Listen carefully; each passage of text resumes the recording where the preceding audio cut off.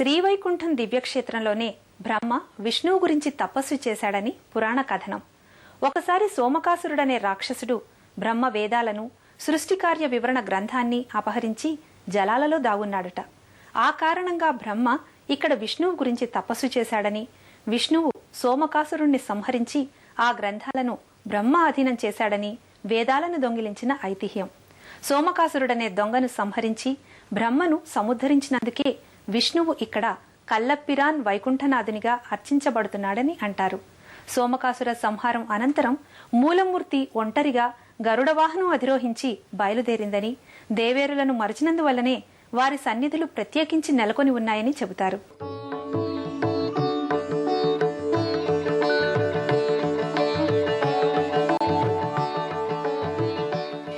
స్వామి ఎదురుగా గరుడాళ్వార్ సన్నిధి ఉంది.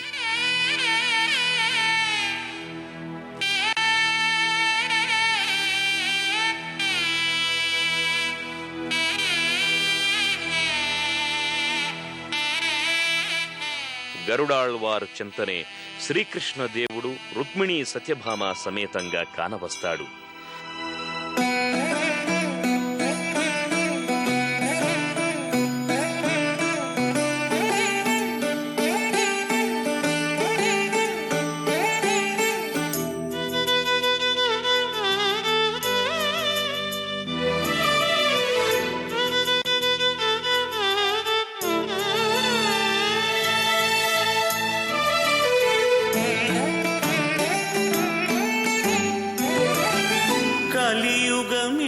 మూల గర్భాలయంలోని కల్లప్పిరాన్ వైకుంఠనాథునితో వైకుంఠ నాయకి, చోరనద నాయకి, శ్రీదేవి భూదేవి దేవేరులుగా దర్శనమిస్తారు.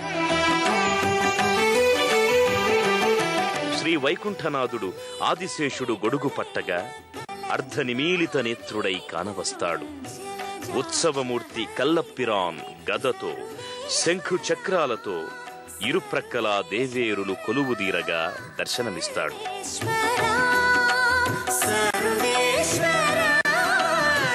అభయకర వర్ధనునిగా భక్తులను అనుగ్రహిస్తూ ఉంటాడు.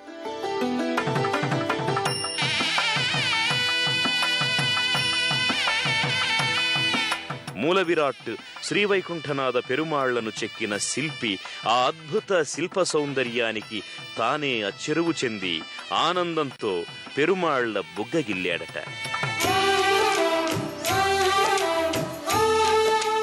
ఇప్పటికీ ఆ బుగ్గగిల్లిన గుర్తు కానవస్తుంది.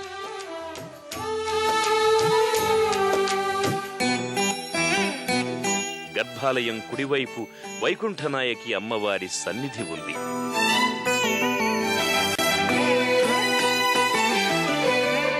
పాపమెంత కలిగినా పరిహరించేందుకు నా పాలగలదుగా నీ నామము.